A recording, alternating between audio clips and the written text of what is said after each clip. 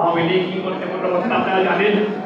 তাদের নেত্রী দৌড়ে হেলিকপ্টার করে পালিয়েছে, এই হেলিকপ্টার দিয়ে আমাদের বুকে গুলি মেরেছিল, সন্তানদেরকে গুলি মেরেছিল। কিছু কৌশলে তারা সব পালালো, সব পালালো। আর আজকে এই দেশে সব টাকা পয়সা লুট করে দিয়ে ট্রেজারি খালি করে দিয়ে আজকে তারা বলছে নির্বাচন করবে। হ্যাঁ, নির্বাচন করুন, একটা স্বাধীন দেশে নির্বাচন করতে দেওয়া হয়তো করবে। আমরা দেখতে চাই কোন আওয়ামী লীগার এসে জনসাধারণের কাছে মাঠে নেমে ভোট চায়। আপনারা সেটা মোকাবেলা করবেন না।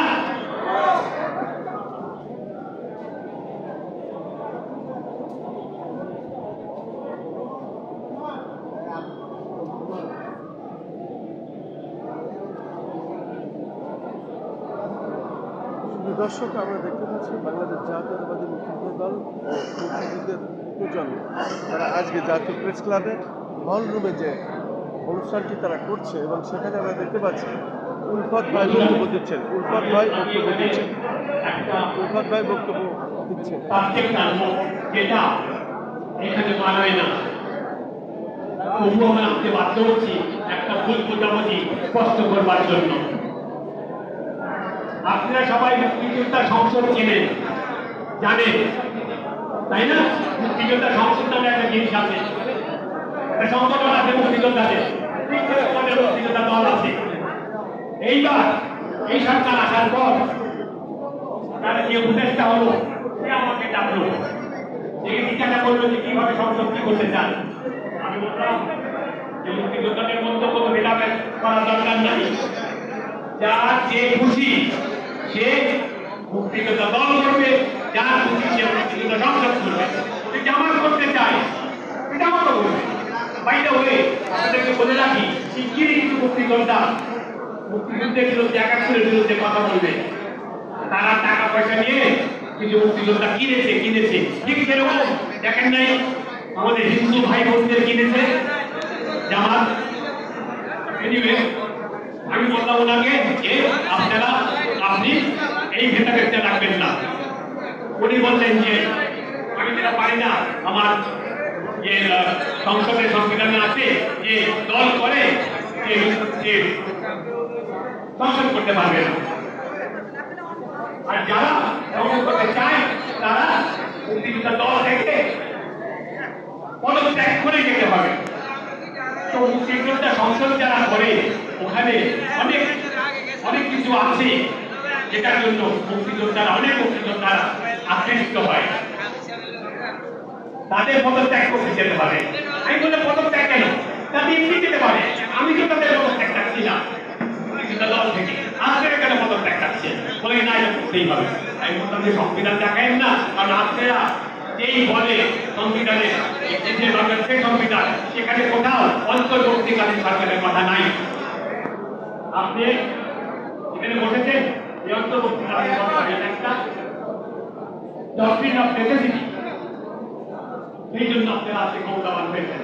আপনারা এই জিনিসটা করবেন না, মুক্তিযোদ্ধাদের মধ্যে এই বৈষম্য আনবেন না, এই ভেদাভেদ আনবেন না। এই ছিল আমার সাথে তাদের স্বাধীনতা, সার্বভৌমত্ব ও গণতন্ত্র রক্ষায় জাতীয় সংসদ নির্বাচন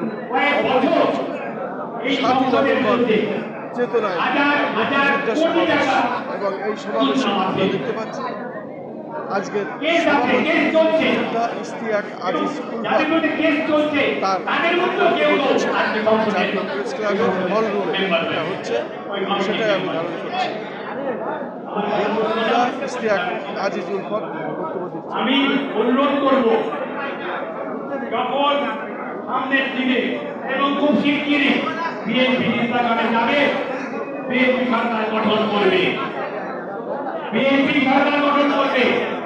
এবং আমি আপনি ৭১-এর মতো আবার মাঠে নেবে আমাদের প্রজন্মকে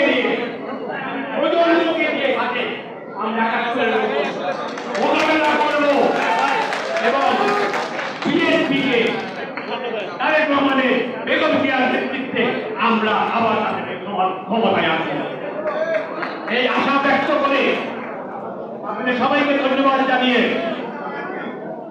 আজকে আপনাদেরকে অনেক কষ্ট দিয়েছি। আরেকবার ডাকবো আপনাদেরকে, যদি ম্যাডামকে সুস্থ হয়ে ওঠেন। গত বছর একটা উত্তর দিয়েছিলাম, উনি অসুস্থ হয়ে গেলেন। আরেকবার চেষ্টা করবো ম্যাডামকে আমি সামনে এনে, তারেক রহমান সাহেবকে সামনে এনে আমরা সেইবারের মতো আমরা একবার আবার সবাই একসাথে বলতে চাই। আপনি সবাইকে অনেক ধন্যবাদ জানিয়ে সবাইকে বিদায় নিচ্ছি। বাংলাদেশ জিন্দাবাদ, বাংলাদেশ জাতীয়তাবাদী দল জিন্দাবাদ, শহীদ জিয়া অমর হোক, বেগম জিয়া জিন্দাবাদ। আমাদের আসন্ন চিন্তাকে নাকি এই মাসেই শোনা যাচ্ছে উনি ফিরে বাঁচবেন। যাচ্ছে হচ্ছে একবার যে এয়ারপোর্টের নামলে কোটি কোটি লোক এয়ারপোর্ট থেকে নামিতে হবে, সেই নেতা থেকে আমরা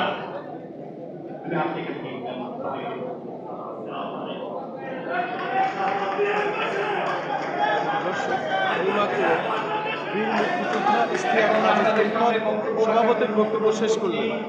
কুমিল্লা থেকে আগত বাংলাদেশ জাতীয়তাবাদী মুক্তিযোদ্ধা দলের